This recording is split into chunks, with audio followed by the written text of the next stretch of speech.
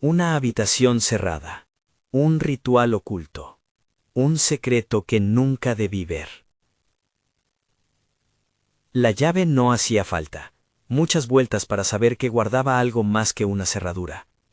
Guardaba años de excusas, de silencios medidos, de pequeñas ceremonias diseñadas para borrar a una persona de su propio hogar. Salma apoyó la palma sobre el hierro frío y dejó que la mañana del pueblo entrara en sus uñas. El aire olía a medicinas disueltas en ambientador caro, a pan recién hecho y a la humedad de las paredes antiguas. Por un instante, creyó que todo era una broma pesada, una equivocación que iba a resolverse con un «lo siento» y 2 palabras maldichas. Luego oyó su propio pulso y supo que no.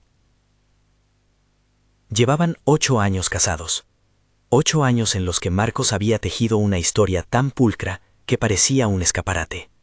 Cenas, viajes de fin de semana, fotos en redes sociales, la promesa de una reforma que jamás acababa. Cuando las cosas no salían como esperaba, Salma había aprendido a callar, a no preguntar demasiado. Había aprendido también que, en la casa donde vivían, había partes donde su voz no tenía paso. Esas partes eran, en la práctica, puertas cerradas.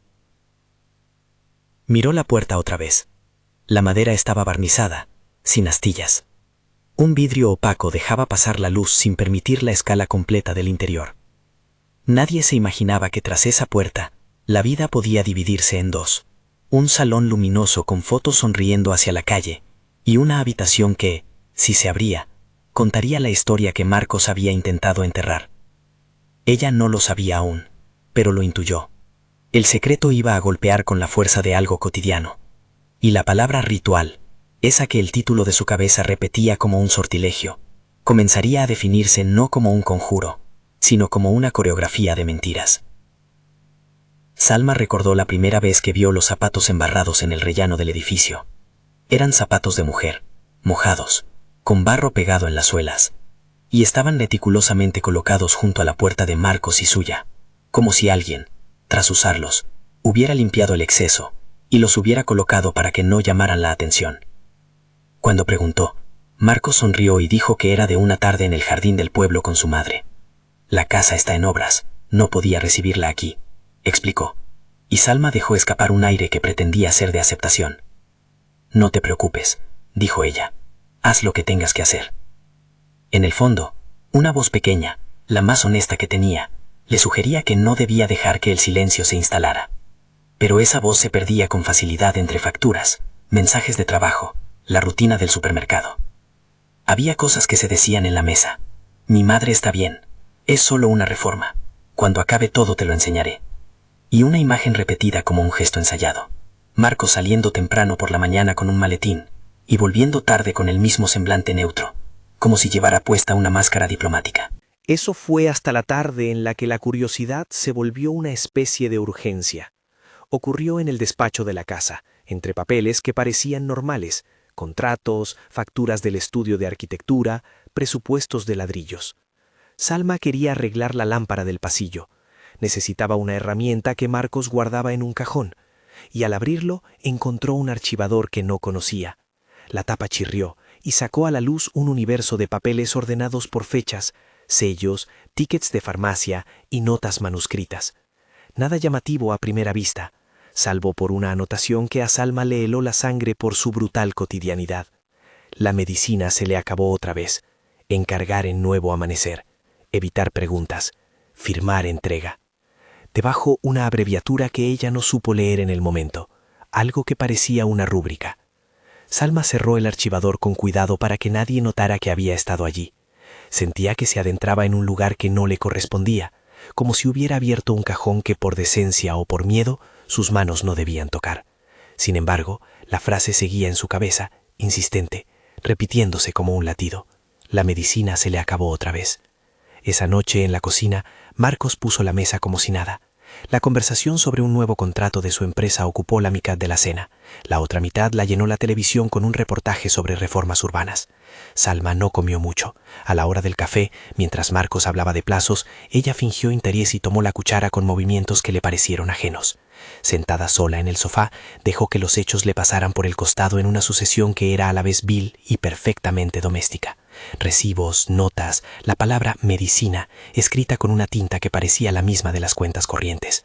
¿Por qué su suegra, una mujer que siempre había sido la bienvenida en cualquier casa, iba a necesitar que alguien encargara su medicación en una residencia y que nadie le preguntara a ella, la nuera? ¿Por qué Marcos no respondía a ese tipo de preguntas de forma natural? Había pequeñas cosas más, llamadas que Marcos dejaba en silencio cuando ella entraba en la habitación, mensajes que borraba con la rapidez de quien no quiere dejar rastro. Había un patrón. Todo lo que oliera a la vida de la mujer mayor desaparecía discretamente, como si se tratara de un mobiliario que se retiraba con respeto por motivos de privacidad. Salma no podía olvidar la manera en que, en una fotografía familiar, la figura de doña Rosa aparecía desdibujada por el brillo del sol, como si la cámara hubiera querido ocultarla. Eso, sin embargo, no era lo peor, pensó una noche, cuando la inquietud ya le impedía dormir. ¿Qué le estaba haciendo Marcos a su madre? ¿Qué papel jugaba su silencio? No admitió a nadie que estaba empezando a buscar. Un día por la mañana, ella volvió a esa gaveta. Esta vez no fue por una excusa doméstica, fue por necesidad. La mano temblorosa tiró del archivador y emergieron recibos de pagos a nombre de una empresa de reformas, facturas de un servicio de transporte y una nota enrollada, atada con una goma elástica.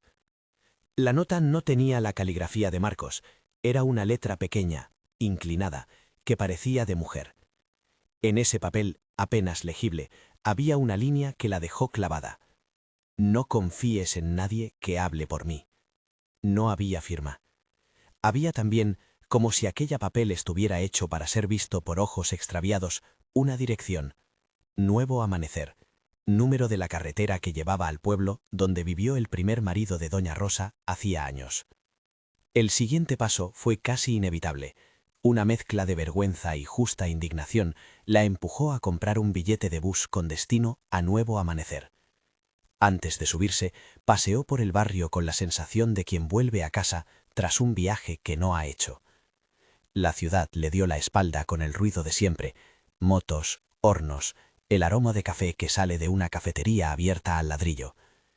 Se sentó en la parada con las piernas cruzadas y el archivador apretado contra el pecho como si fuera una confesión que había que proteger. Un detalle: antes de irse, escribió en la pared de la realidad un pequeño aviso. Llamó a una amiga de confianza y le dijo solo: si no aparezco en 2 días, vienes aquí. No explicó nada. Nadie se lo preguntó. Todo lo que necesitaba era moverse sin que le dijeran no hagas eso. Había aprendido, con un tiempo de relación, que las preguntas que empiezan con «¿y si?», rara vez se responden con la tranquilidad que uno espera. El trayecto en autobús fue un mapa de contrastes. La ciudad se fue quedando atrás y aparecieron las planicies, los olivos, un cielo que tenía la forma de un cristal limpio. En algún punto de la carretera, la gente hablaba con la nitidez de quien vive rodeada de costumbres. Una niña gritó algo sobre una gallina y su madre la reprendió con voz blanda. Salma miró por la ventana y se repitió que aquello era una investigación, un acto de responsabilidad. Ninguna heroína requerida más que una mujer que quería saber la verdad. Nuevo Amanecer era un pueblo pequeño con una sola calle principal que subía y bajaba como un latido. Las fachadas estaban pintadas con colores que parecían luchar contra el tiempo: azul desvaído, blanco con manchas de salitre, una tienda de comestibles colgando productos en la puerta como si fueran ofrendas. La casa de doña Rosa estaba donde se dice que están las cosas que parecen no necesitar protección, en una esquina, con un jardín que olía a tomillo y a jazmín. Era impecable. Si alguien hubiera pasado sin saber, habría pensado que la casa pertenecía a una familia que cuidaba los detalles con devoción. Salma se quedó unos segundos en la acera, asimilando esa perfección que olía a mentira. La jardinera estaba recortada, un banco de hierro oxidado y la entrada con una placa en la que podía leerse el nombre de la familia. Todo estaba en su sitio. La normalidad de la fachada la golpeó con la misma violencia que un golpe físico. Era la apariencia que Marcos había vendido a todo el mundo. Alguien la llamó desde el umbral. Era doña Teresa, la vecina, una mujer de manos curtidas y mirada clara que tenía la costumbre de reconocer lo que otras personas intentaban ocultar. Le ofreció un vaso de agua sin demasiadas preguntas, como si la cortesía fuera una forma de ayuda práctica. Salma le habló con la honestidad de quien ya no puede inventar más evasivas.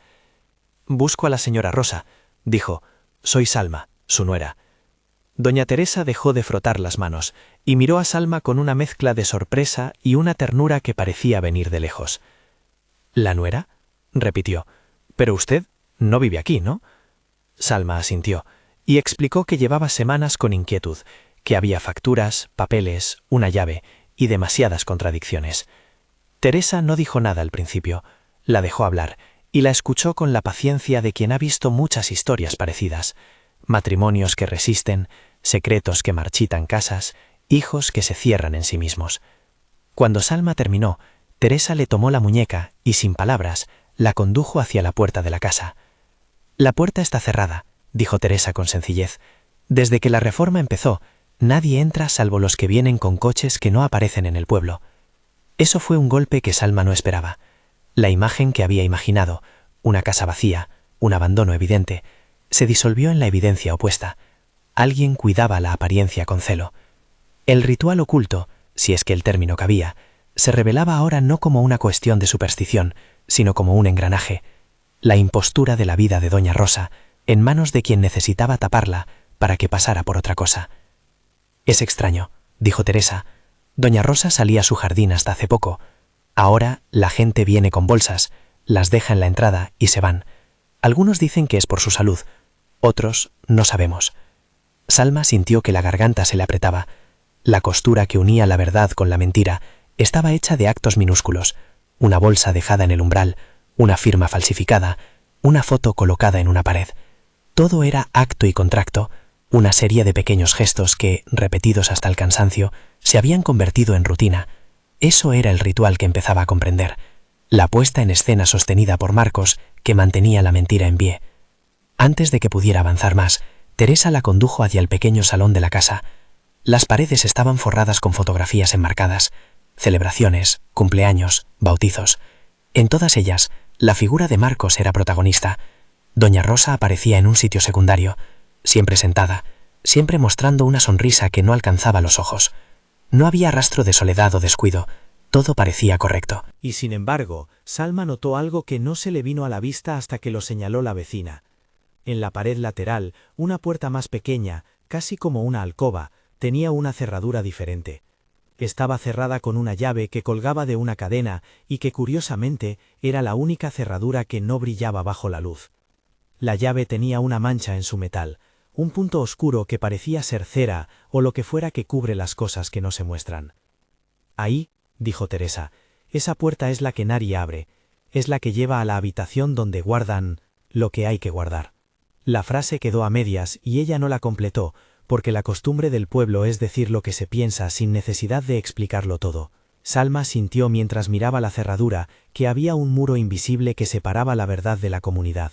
Había cosas que se contaban en voz baja, miradas que se cruzaban y se callaban. Teresa la miró con la honestidad de quien sabe que en ese pueblo los muros hablan. «Si quieres», dijo finalmente Teresa, «puedo dejarte sola un rato, pero ten cuidado con cómo preguntas». Salma la dejó. Se dirigió hacia la puerta con pasos que parecían más ligeros de lo que eran. Tocó la madera, notó el pulso de la casa, sintió como si dentro hubiera alguien que respiraba con la práctica repetición de algo impuesto. Respiró hondo, y por primera vez desde que llegó, dejó a un lado la mezcla de sorpresa y calma que la había acompañado. Tenía que abrirla, tenía que ver. Recogió la llave que Teresa había escondido bajo una maceta cercana, una costumbre de pueblo para quienes quieren dejar accesible lo imprescindible, y con las manos un poco frías, insertó la llave en la cerradura. Giró. Un sonido metálico, un clic seco. Fue un gesto banal, pero tuvo la gravedad de una sentencia. Años de actuaciones se sostenían en ese metal. Bastó un giro para que las piezas empezaran a moverse. Empujó la puerta.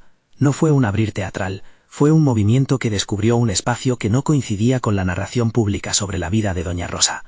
La habitación tenía dos áreas claramente delimitadas. A mano izquierda, una cama con barandillas, una mesita con pastilleros etiquetados, un suero a medio usar en un soporte, todo dispuesto con la precisión de quien sabe ordenar la apariencia de la enfermedad. A mano derecha, una pared cubierta de fotografías. Había retratos que mostraban a Marcos con diferentes personas, abrazos de mujer joven que no eran doña Rosa, juegos de manos con un niño pequeño, sonrisas que parecían más bien poses. La pared estaba dispuesta como si fuese un altar doméstico, cada marco colocado a la misma distancia del otro, una geometría que incitaba a la contemplación. En el centro de ese altar, una foto de Marcos con la amante, Vera, según algo que Salma había leído entre papeles, y al lado, como si tuviera permiso para estar ahí, una foto de doña Rosa con la mirada de alguien que no acaba de comprender por qué la iluminaron cuando le hicieron la foto. En el borde de la mesita, sobre un plato pequeño y limpio, había una nota doblada. Salma la recogió con cuidado. Estaba escrita por una mano distinta, temblorosa y firme a la vez. Decía: «No puedo más con las mentiras. Es como respirar arena». Aquella frase fue un golpe. No había sangre. Lo que había era resistencia. Al lado, en la mesita, un cuaderno encuadernado en tela vieja, con la palabra Rosa, escrita en el lomo con una letra que ella conocía. Era el cuaderno que tanto buscaba su corazón y temía su razón. No era un documento firmado por un perito, pero era íntimo, auténtico, y eso le daba una fuerza que ningún recibo podría igualar. Salma tomó el cuaderno y abrió una página al azar. Sus ojos tropezaron con líneas cortas, palabras que parecían gritos silenciosos. Me despierto y nadie pregunta si tengo frío. Me despierto y me dicen que es la hora de tomar. Firmo lo que me piden. Firmo y sonrío. Firmo porque si no firmo, me quitan los libros. Firmo porque el teléfono deja de sonar. La voz interior de Salma se hizo más nítida en ese momento. Recordó a su suegra en el salón de la ciudad, la forma en que cruzaba las manos por costumbre, los gestos pequeños, el temblor que ella creía que eran arrugas de edad. Había allí una persona que había sido domestificada por la rutina de otros. Ese ritual oculto, que tantas veces había sonado a metáfora, adquiría ahora la piel de una puesta en escena. Pastilleros colocados como si fueran pruebas de cuidado, fotografías que justificaban una nueva familia, recibos que cubrían las desapariciones. Salma entendió que no había poderes esotéricos en juego, sino algo más cruel, la sistemática sustitución de una vida por otra y la fabricación de coartadas con el objeto de sostenerla. Dudó un segundo. La habitación olía a medicinas y a una lavanda que no pertenecía al jardín. En el armario, detrás de un vestido de señora, había sobres con recibos sellados a nombre de Marcos.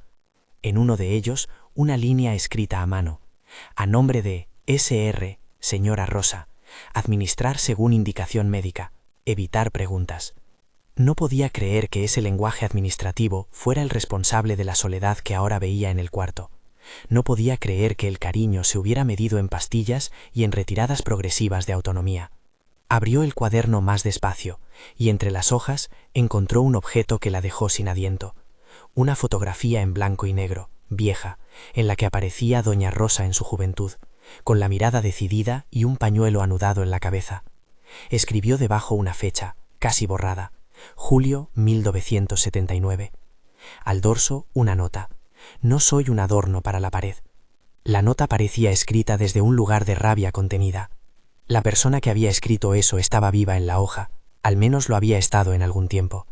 Salma apoyó la cabeza contra la puerta y cerró los ojos. En algún rincón de su mente, un rumor se convertía en palabra. Poner en escena. Y la palabra, repetida, se desvelaba como explicación. Marcos había montado un ritual de eliminación social. Cambios horarios, retiradas sutiles de objetos, fotografías que desplazaban el testimonio de la vida. Todo ello con la persistencia y la precisión de un gesto que se repite hasta tornarse normal. No había magia, solo manipulación. Una voz en la memoria de Salma se puso en primera persona, como si ella fuese al mismo tiempo la narradora y la protagonista. Siempre pensé que el amor se hacía visible en los actos cotidianos. Ahora veo que hay barras y protocolos para disimular el poder. Firmas aquí, palabras allá. Me ofrecía creer que las cosas eran así, porque la vida es así. Ahora veo que la vida de alguien fue tomada como un accesorio. Fue una confesión que la dejó temblando, no por la novedad, sabía que las injusticias existían, sino por la cercanía. Aquello le había pasado a alguien a quien amaba, y la prueba estaba ahora en sus manos. En la parte final de la mesa, envuelto en un sobre con borde rasgado, encontró algo que no esperaba, una nota de puño y letra de otra persona, corta, que parecía haber sido escrita con urgencia. Decía: Vera, no más fotos delante de ella. Bruno no debe venir hoy. Aún sin conocer los detalles, esos dos nombres encajaban con algo que Salma ya había visto en las fotos: Vera y un niño, Bruno. Un retrato de familia paralelo, montado con la misma solemnidad que ahora miraba la habitación. La puerta abierta dejó entrar la tarde. Afuera, en el jardín, la vecina regaba con cuidado. El mundo seguía con su costumbre, y en la habitación el cuaderno continuaba con su diálogo de papel. Salma leyó otras entradas, frases sueltas que formaban un relato fragmentario y dolorido. Me obligaron a sonreír para la foto. El hombre me preguntó por el nombre del medicamento y yo dije su nombre. Firmé algo que no entendí porque tenía sueño. Alguien me llevó el pan y no recuerdo si fue ayer o hace una semana. Con cada página, la indignación y la pena se entrelazaban en su pecho. No quería pensar en la posibilidad de que doña Rosa hubiera sido privada de su autonomía de modo tan sistemático. No quería pensar tampoco en lo que significaba que alguien pudiera, con una combinación de rutinas y documentos, sustituir una vida por otra. Había fotos que mostraban testigos de la puesta en escena, mozos de una empresa acercando sillas, un camión con logotipo de rehabilitación que aparecía en un recibo, un número de teléfono anotado en un billete de visita y tachado después. Era como si existiera un manual no escrito para borrar a alguien, pasos secos, repetidos, con la precisión de un ritual. Salma entendió entonces por qué el título de sus pensamientos insistía en la palabra ritual, no porque hubiera conjuros, sino porque había una liturgia de mentiras que se repetía para que nadie preguntara. Guardó el cuaderno con cuidado y se permitió, por primera vez desde que abrió la puerta, sentir miedo, no solo por lo que había leído, sino por las consecuencias de lo que iba a hacer. Ir a un juzgado, denunciar, presentar pruebas, todo ello era costoso en términos personales y sociales. Implicaría exponer a su esposo, implicaría enfrentarse a la posibilidad de que la comunidad eligiera creer en la versión más amigable de Marcos. Pero la voz de doña Rosa, contenida en palabras frágiles y firmes, le pedía justicia en voz baja. Era una voz que exigía que alguien actuara. Salma cogió el teléfono y con el cuaderno en la otra mano, marcó el número del licenciado Ramírez. Mientras escuchaba la música de espera, esa música que siempre suena como un reloj que avanza sin piedad, pensó en la mejor forma de ordenar la verdad. Iba a necesitar testigos, recibos, fechas claras. Iba a necesitar a Teresa. Iba a necesitar a alguien que, desde fuera del afecto, construyera un caso sólido. No podía permitirse caer en la seducción de la venganza. No quería que su acción fuera un remedio que replicara la crueldad que había descubierto. El tono cambió. La voz del licenciado sonó clara y profesional. Escuchó con atención mientras ella explicaba sin dramatismos lo que había visto. El abogado tomó notas. Su voz transmitía la seriedad que la situación requería. «Reúna todo lo que pueda», le dijo, «y no haga nada por su cuenta que pueda comprometer las pruebas. ¿Puede quedarse unos días allí?» Saltó la pregunta, y la respuesta en ella fue inmediata. «Sí». Colgó, respiró, y miró la habitación una vez más. Antes de salir, con la cautela de quien deposita un secreto en el sitio correcto, abrió el cuaderno en otra página. Allí, en letra temblorosa, había una frase que sonó como una advertencia y una petición. Si algún día alguien abre la puerta, que sea para leer, no para cerrar otra vez. Salma cerró el cuaderno. Salir de la habitación fue como liberarse de un peso y cargar otro. En la cocina del pueblo, Teresa la esperaba con un pan caliente y la mirada de quien ha sido testigo de demasiadas tristezas. Le ofreció su casa como un refugio, y, sin pedirlo, también como una especie de comité de resistencia. Visitas que podrían atestiguar, rostros que confirmaran horarios, manos que firmaran declaraciones si era necesario. Esa tarde, cuando se sentó frente al licenciado por teléfono y luego frente a la policía local para solicitar orientación, supo que la narración que ella sostenía iba a chocar con varias fuerzas: el prestigio social de Marcos, la inercia de una comunidad que prefería mirar a otro lado, la dificultad de probar manipulación cuando ésta se ejerce con documentos y sonrisas. Pero también supo que los papeles en su mano, el archivador, la nota, el cuaderno, pesaban lo suficiente como para romper el silencio, y que el ritual oculto, como ella había aprendido en esa habitación, podía desarmarse con la paciencia de quien guarda cada evidencia. Antes de marcharse, se permitió un gesto pequeño. Volvió a la pared de fotos, colocó la fotografía de doña Rosa en un lugar más visible entre los marcos, y sin que nadie la viera, dejó un pétalo de jazmín sobre la mesita. Era un acto simbólico, mínimo, pero suyo. No era justicia, no arreglaba el pasado, ni devolvía la autonomía a quien la había perdido. Era, en cambio, una promesa a sí misma.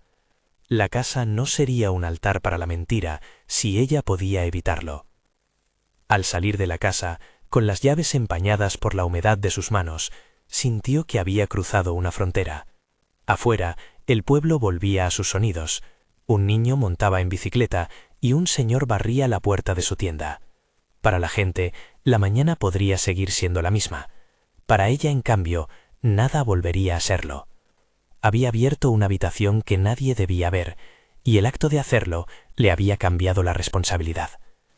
Salió caminando por la calle principal, con el cuaderno bajo el brazo y una certeza que no necesitaba palabras. Lo que había dentro de aquella habitación no era producto de un misterio esotérico, sino de una puesta en escena bien montada. El ritual oculto era el modo en que la manipulación se había disfrazado de cuidado. Era la repetición de actos que producían alvido.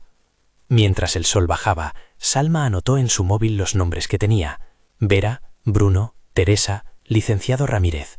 Hizo una lista de preguntas que aún necesitaban respuesta. ¿Quién firmaba por doña Rosa? ¿Qué documentos registraban sus ingresos? ¿Qué médicos figuraban en su atención? Cada nombre era una posibilidad de corroboración. Cada pregunta, una frase que habría de convertir en evidencia. Se volvió una última vez hacia la casa. La ventana del salón reflejaba la caída de la tarde y la sombra de una figura que ya no se sentía ajena a lo que allí había ocurrido. Sabía que lo que había descubierto cambiaría muchas cosas. Sabía también que esa puerta iba a permanecer en su memoria como la primera pieza de una maquinaria que había que desmontar con cuidado. Empezaba la cuenta atrás. No había prisa por la violencia, pero sí por la verdad. El cuaderno, cerrado otra vez, latía en su bolso como un corazón que no quería ser ignorado. Salma caminó por la calle hacia la pensión del pueblo, con la firme intención de descansar y preparar la siguiente jugada. Por la noche, la ciudad de luces lejanas hizo que la casa del pueblo pareciera, desde la distancia, un faro apagado que alguien hubiera dispuesto para ocultar algo más que sombras. Antes de dormir, con las piernas aún temblando, dejó el cuaderno sobre la mesa de la pensión y leyó en voz baja una entrada más, como si fuera una plegaria. Me dejaron sola con la costumbre de obedecer. Ahora alguien ha abierto la puerta. Que no la cierren otra vez. La frase resonó dentro de ella como un mandato y una súplica. Salma entendió que su labor no era solamente probar algo ante un tribunal. Era ante todo permitir que una vida volviese a ocupar el lugar que le habían arrancado. Y esa afirmación la llenó de una mezcla de furia contenida y una paz helada que al mismo tiempo la impulsaba a moverse. Al día siguiente, al salir a la luz, su teléfono vibró con un mensaje. Una foto enviada por alguien que había estado vigilando discretamente. Una foto de un paquete con el sello de una farmacia y un nombre falso. Era la prueba de que la maquinaria seguía activa. Salma la miró y guardó el teléfono sin hablar. La noche siguiente, antes de que las sombras se hiciesen densas, volvió a la habitación. Esta vez no con la intención de simples visitas. Fue con el cuaderno en mano, con la determinación de comprender el patrón. Abrió las páginas con cuidado, pero hoy, en la última hoja que dejó sin leer, había una línea ominosa que la obligó a detenerse. No era una acusación directa, ni una confesión plena. Era, como tantas cosas en ese cuaderno, un hilo que, si se tiraba, prometía traer a la superficie mucho más que papeles. Y Salma, con el pulso encendido, decidió que esa será la línea que le diga a todo el mundo por qué había una habitación que nadie debía ver. Esa línea, la que había dejado doña Rosa en el cuaderno, fue la que marcó el plan de Salma. No era una frase procesal, ni una hoja de ruta técnica, era una súplica envuelta en tinta. Si algún día alguien abre la puerta, que sea para leer, no para cerrar otra vez. Salma la repitió en voz baja, como quien se aprende un juramento, y con la misma mano que había cerrado el cuaderno, empezó a trazar los pasos que ahora sí iba a dar. Una advertencia breve antes de seguir. Si esta historia te toca, dime en comentarios desde qué ciudad me escuchas. Primera medida, asegurar las pruebas. No quería improvisaciones, ni titulares que se diluyeran por falta de rigor. Llamó otra vez al licenciado Ramírez y concertó una cita inmediata. El abogado, hombre de mirada serena y palabras medidas, le pidió que le entregara todo lo que hubiera encontrado, que no cambiara nada de sitio y que no contactara a Marcos sin el presente. Lo que tenemos es frágil por su naturaleza, documentos íntimos, testigos humanos. Hay que proteger la cadena de custodia, dijo sin tecnicismos, con esa claridad que tranquilizaba y a la vez no dejaba lugar a falsas esperanzas. Mientras el licenciado preparaba la vía legal, Salma se dedicó a duplicar la evidencia, fotocopias de los recibos, fotos de las paredes de la habitación, escaneos del archivador, Hizo una lista larga con nombres, teléfonos y fechas. Vera, Bruno, Teresa, la empresa de reformas que aparecía en varios tickets, la farmacia que había sellado entregas al hombre de Doña Rosa. En cada papel buscó la continuidad de un patrón. Órdenes repetidas, nombres alterados, firmas que no encajaban. Cada hallazgo era una pieza del rompecabezas de una puesta en escena. No creyó que aquello fuera un acto aislado. Tenía la intuición de que la mentira, para sostenerse, necesitaba complicidad silenciosa, la banalidad de una firma, la complacencia de un empleado que no se preguntó demasiado, la indiferencia de quienes prefieren no mirar. El término ritual oculto dejó de ser un reclamo de gótico y quedó en su lugar real, la repetición calculada de gestos que borraban la vida de Doña Rosa. El licenciado consiguió lo que llamó una primera diligencia, una petición formal a la comisaría para que se tomasen declaraciones y se interrogara a los proveedores citados en los recibos. Para poder solicitar una entrada y registro con garantías, hacía falta demostrar indicios consistentes de falsificación y apropiación. Salma acompañó al abogado a la comisaría de pueblo. Por el camino fue capaz de ver el efecto que ya tenía su gesto.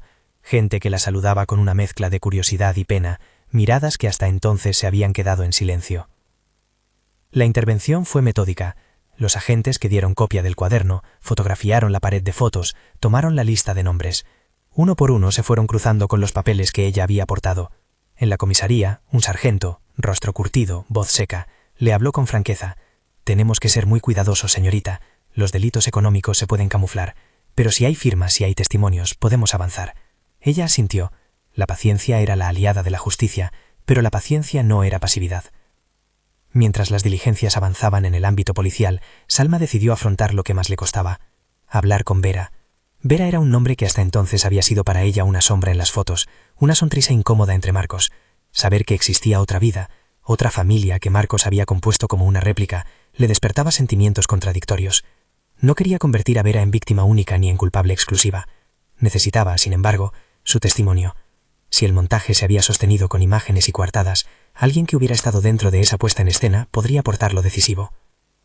El primer encuentro se produjo en un bar pequeño, de ventanas empañadas, en una hora indecisa entre la tarde y la noche. Vera llegó tarde, con un abrigo demasiado grande para su figura, y las manos ocupadas en contener algo más que un café. Tenía la mirada de quien ha sido observada mucho tiempo y ya no confía con facilidad. Hubo un instante, corto, tenso, en el que las dos mujeres estudiaron, esposa y amante, distintas por posición pero unidas por la vulnerabilidad. «No quiero que me grites», dijo Vera antes de que Salma hablara. La voz le temblaba. «No vine para pelear». Salma dejó la agenda sobre la mesa, las pruebas fotográficas, las anotaciones, todo en una pequeña torre que hablaba por ella. No fue agresiva. No hacía falta. «No estoy aquí para eso», contestó. «Solo quiero saber la verdad. Y si puedes ayudar, que no se la vuelvan a robar». Vera tragó saliva. Empezó a decir fragmentos, como quien deja caer piezas de cristal, que conoció a Marcos en un curso de formación, que al principio todo era cariño y ayuda, que él se presentó como alguien que sabía cómo cuidar a las personas mayores, que con el tiempo fueron llegando gestos más controladores, órdenes sobre qué debía vestir Doña Rosa en las fotos, qué medicamentos se le tomaban y cuándo, qué visitas se permitían. Vera confesó que a menudo se sintió usada, que las fotos que ella protagonizaba junto a Marcos eran parte de la teatralidad. «Me ponían para que los huéspedes vieran que había compañía», dijo. «Yo también fui parte de la mentira, porque no supe ver todo lo que él hacía. Lo que Vera sí traía eran pruebas, mensajes y audios que Marcos le había enviado, fotos que habían quedado fuera de la pared del altar, y una libreta pequeña donde anotaba entregas y llamadas. Al principio se mostró reticente a entregarlo todo, por miedo a su propio pasado y a las represalias sociales. Salma no la juzgó, la escuchó, y cuando Vera le ofreció la libreta, la aceptó con una mezcla de gratitud y solemnidad. «No está sola», le dijo. No era solo un consuelo, era una invitación a sostener la verdad públicamente. Dentro de ese intercambio hubo un momento que la dejó helada. Vera le habló de Bruno. Dijo que el niño, el hijo que aparecía en algunas fotos, había presenciado más de una discusión y una orden que no debía existir. Una vez lo vi tirar el paquete de pastillas al cubo, porque dijo que Doña Rosa ya no las necesitaba. Contó Vera con el hilo de voz de quien recuerda un gesto que debería haberse denunciado entonces. La imagen era delicada. Un niño metido a testigo de una puesta en escena de adulto. Salma supo que tendría que proteger a Bruno en todo el proceso y evitar exponerle innecesariamente. El licenciado, cuando supo, preparó la forma de obtener su testimonio con todas las garantías, si fuera imprescindible. Con la colaboración de Vera, las piezas encajaron más rápido de lo esperado. El peritaje preliminar sobre la escritura del cuaderno se coordinó con un perito en documentos que el licenciado conocía. No se trataba de un truco de magia judicial, sino de comparar trazos, comparar la inclinación de letras, la forma de la firma. El resultado fue inquietante: coincidencias en firmas y notas que aparecían en papeles oficiales y en los recibos de farmacia.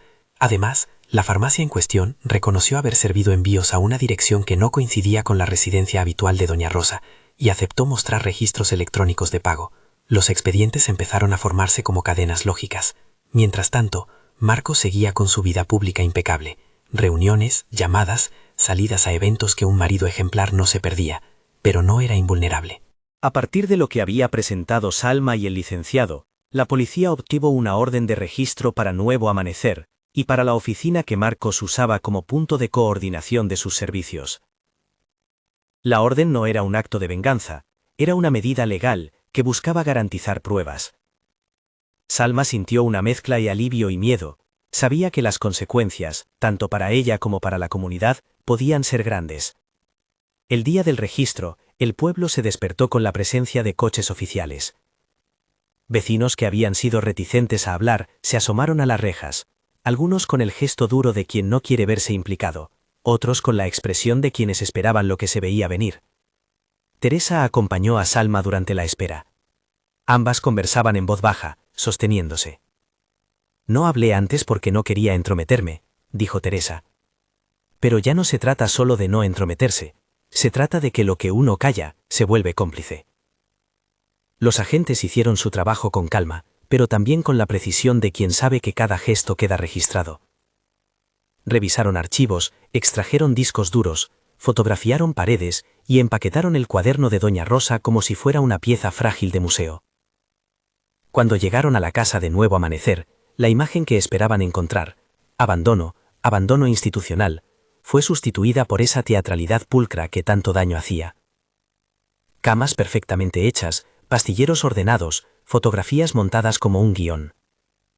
Los policías encontraron, detrás de alguna cómoda, sobres termosellados con recibos y facturas a nombre de terceros.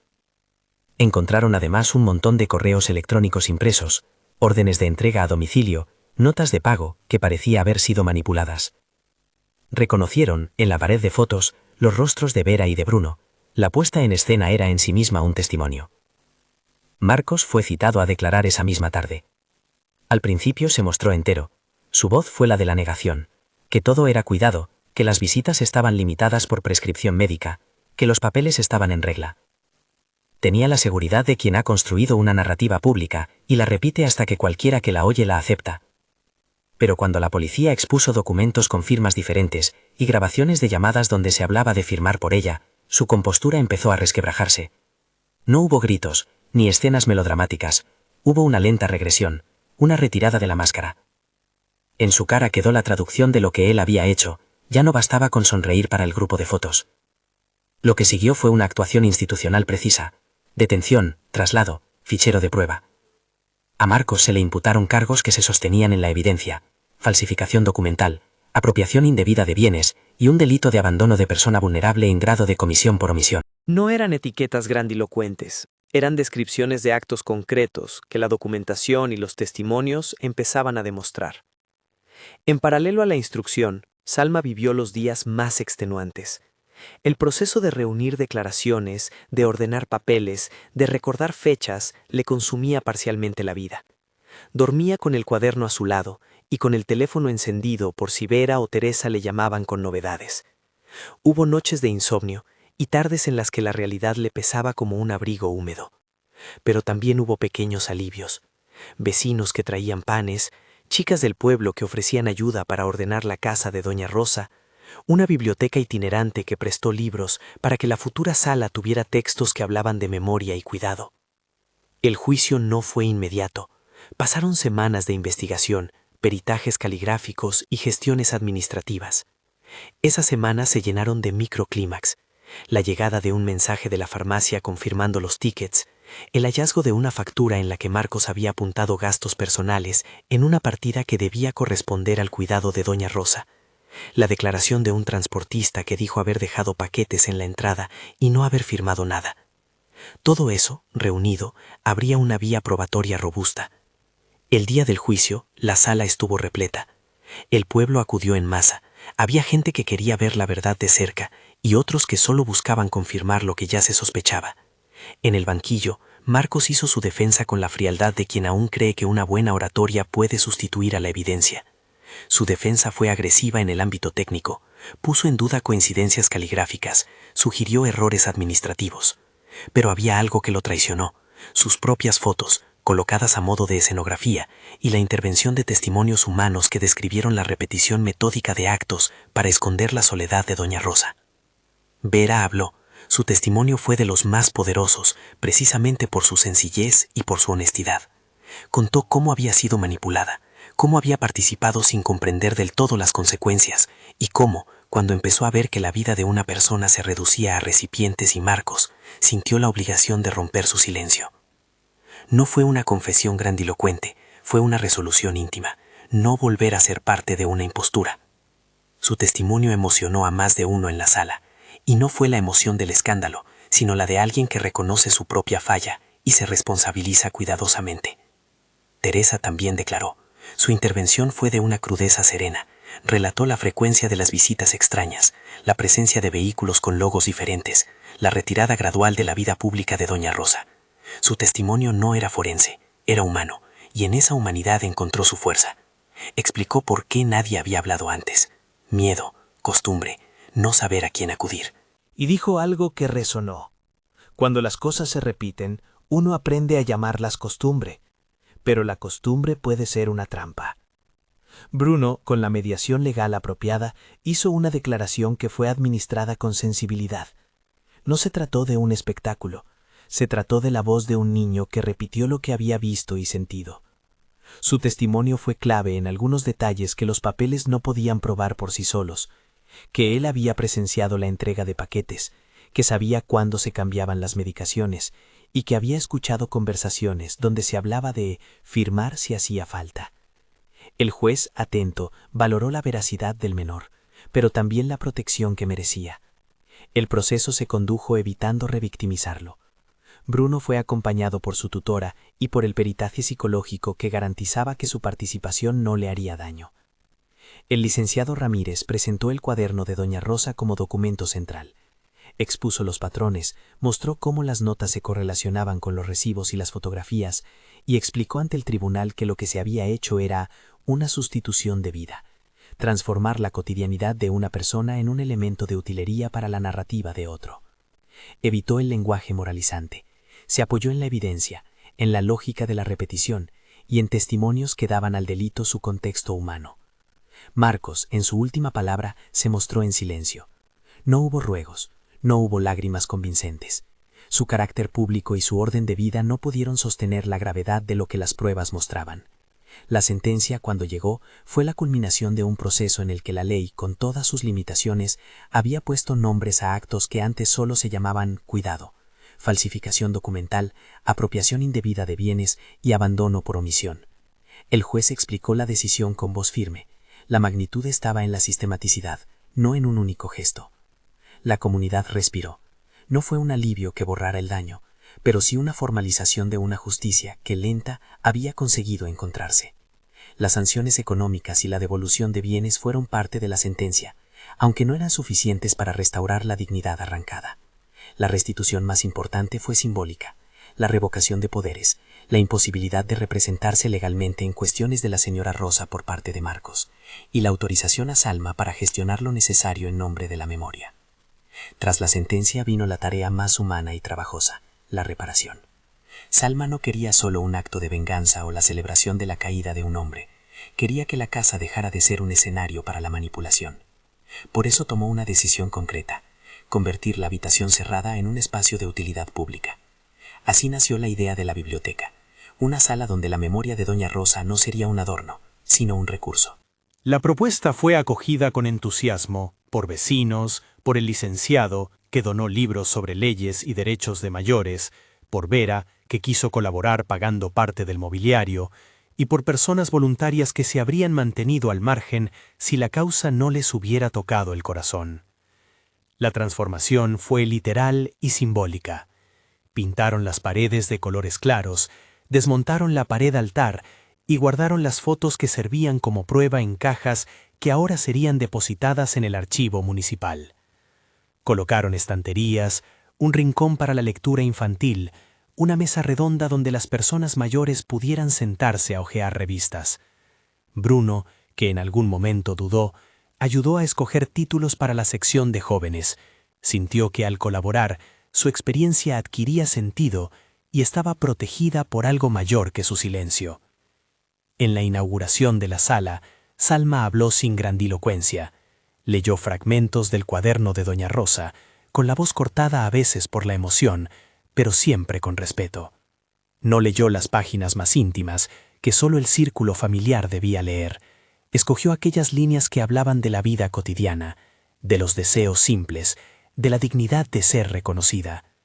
Colocó una placa en la que se leía Sala Rosa, en memoria de la vida que mereció cuidado y palabra.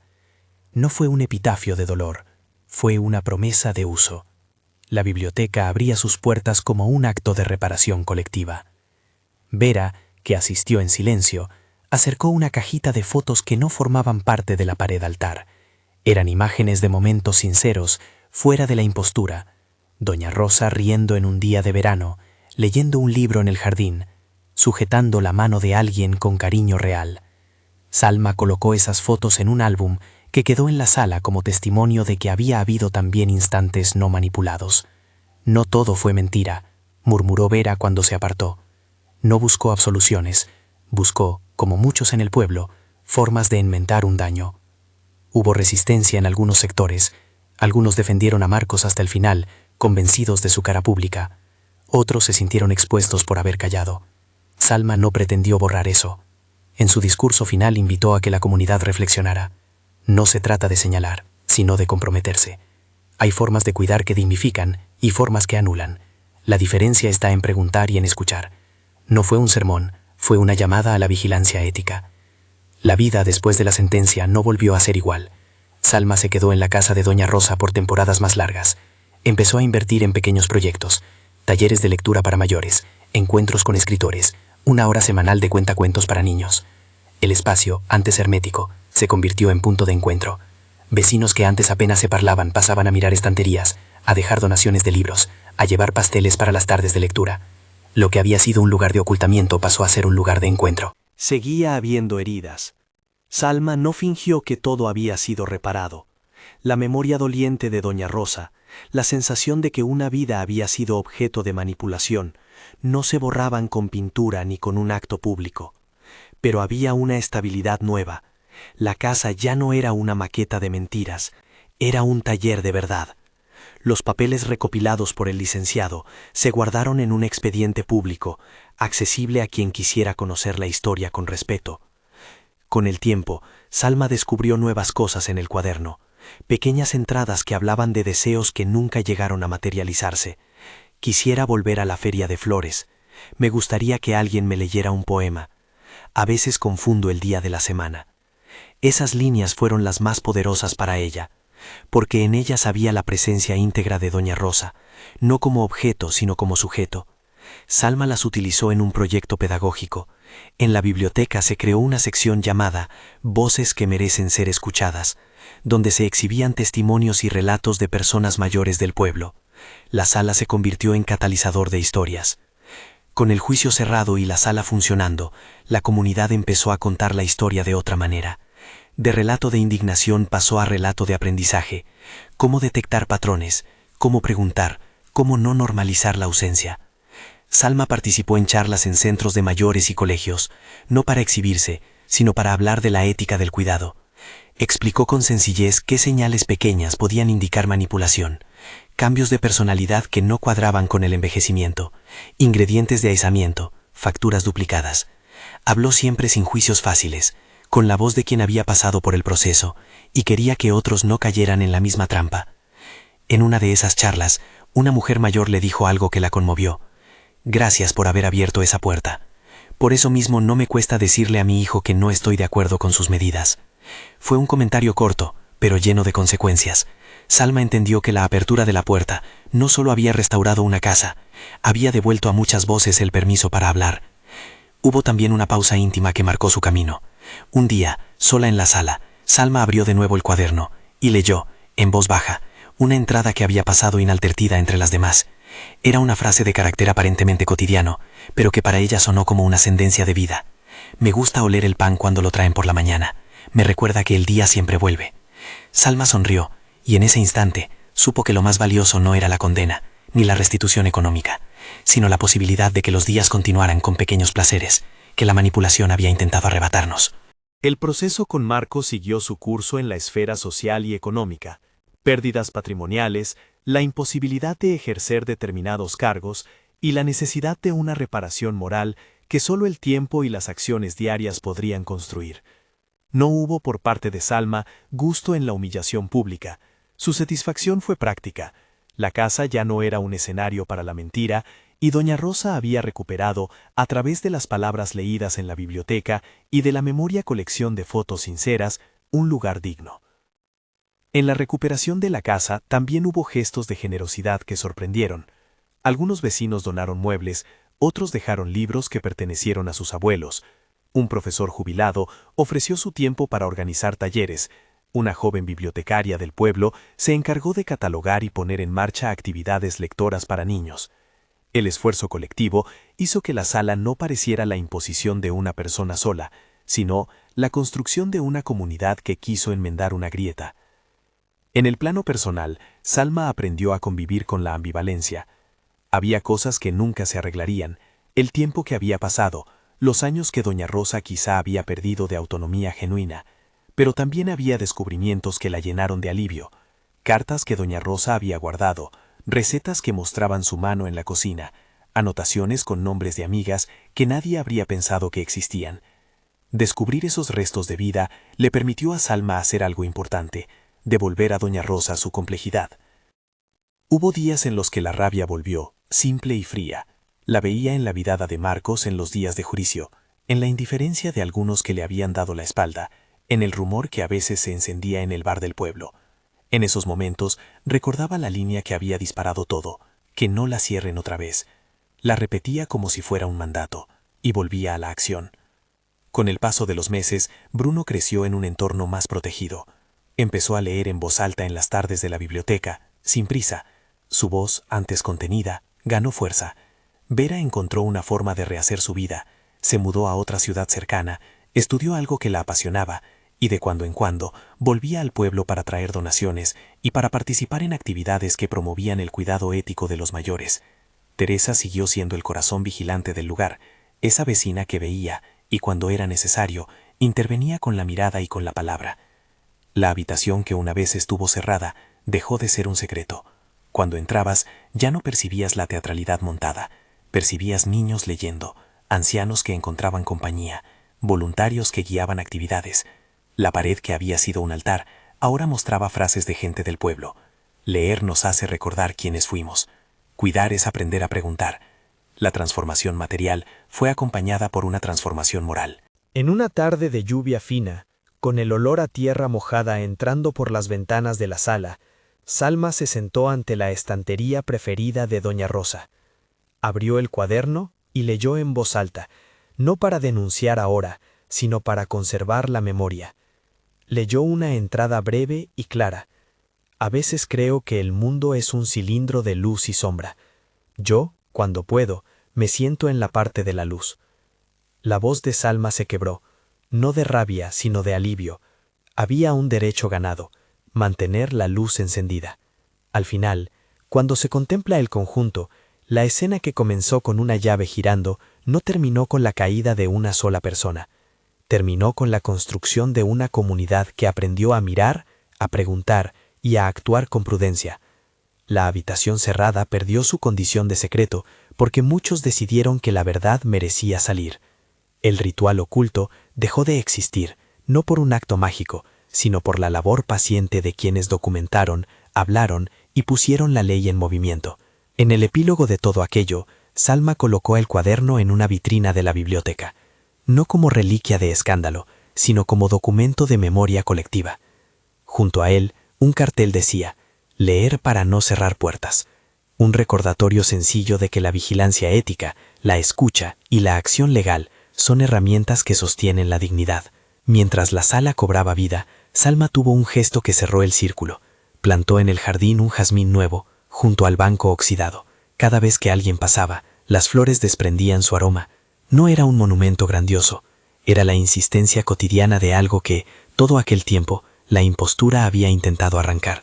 El olor del pan, la lectura de un libro, la visita inesperada. Esa insistencia se hizo acto y creó comunidad. La puerta que una vez estuvo cerrada se convirtió en un umbral que invitaba a entrar, a descubrir, a cuidar.